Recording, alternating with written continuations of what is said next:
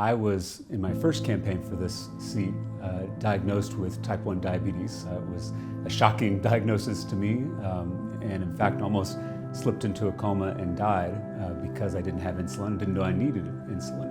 And that traumatic experience was kind of capped with a trip to Walgreens to pick up my first 30-day supply of insulin, and ended up costing me $684. And I had health insurance, and I soon learned that this was something that diabetics across our state, across the country, faced every single day.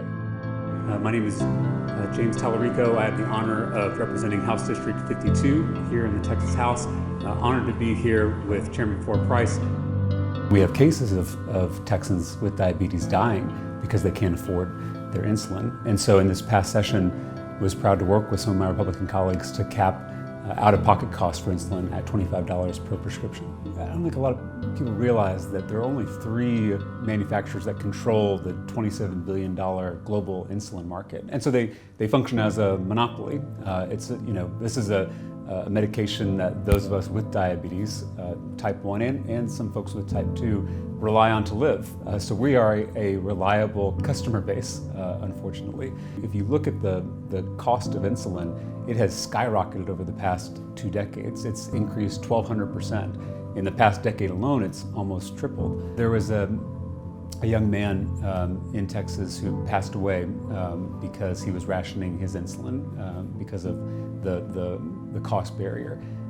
And he passed away the same month that I was diagnosed. And when we introduced this piece of legislation, our office was flooded with calls, not just from my district, not just from Texas, but from the entire country. And it was people with diabetes, it was parents of children with diabetes, it was partners with spouses with type 1 diabetes, and this was going to change their lives.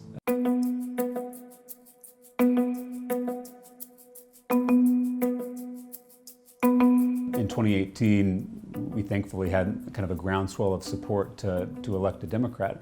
As part of that campaign, I walked across my entire district on foot. It was 25 miles from Taylor, Texas to Round Rock, Texas, and I held town halls along the way. But halfway through, I started to feel fatigued and nauseous. I assumed I was dehydrated, so I tried to drink a lot of water, but ended up vomiting before one of the town halls.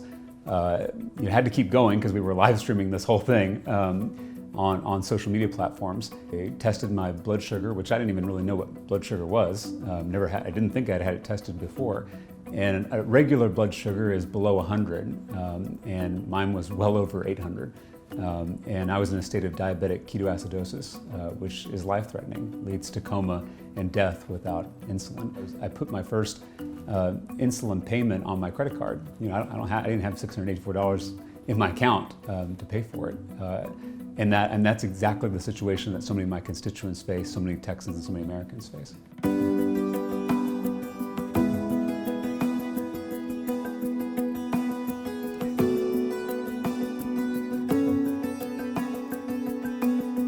I don't want to mince words. Our goal is free insulin for everyone who needs it in this state and in this country. We're making tangible progress toward that goal, but we're not there yet. Diabetes is not a Democratic disease, and it's not a Republican disease. It affects folks across the state, especially in our rural areas. Real change happens at the local and state level, and if you control those levers of power, you can implement your agenda much more effectively than if you're only focused on winning the Senate and winning the White House.